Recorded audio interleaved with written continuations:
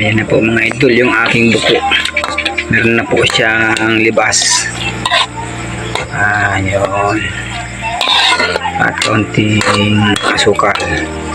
Pag tuyo po niyan, lagyan natin yung kalunggay. Saka yung siling labuyo. Ayun, patuyuin natin para lumabas yung lapot niya. Tikman mo muna mga idol ha.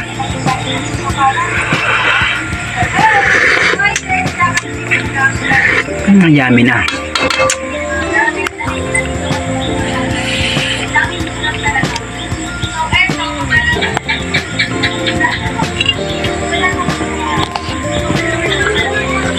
Yan, kumukulo na mga idol.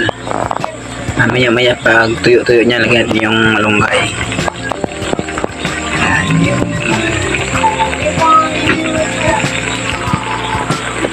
ginataang buko. Sarap yan mga idol.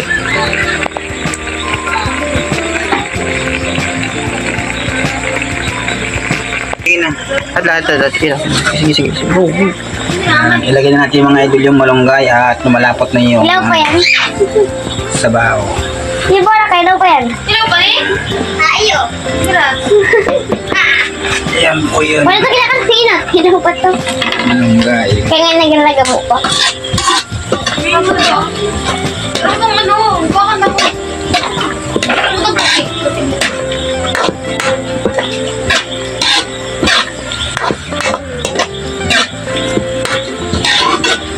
Ay, hindi naman to. Marig niya. Masaya. Gawin natin para maglapot siya. Mamaya lagyan natin yung labo yung sili. Wala kang ano sa tatasa. Ako na ba ito matulog? Mga lods, may ano na siya, siling labuyo. Nakatuyo na.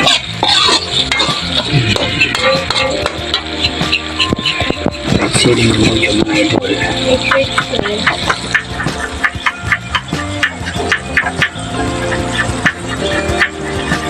Yan siya mga idol. Putok-putok na yung gata niya.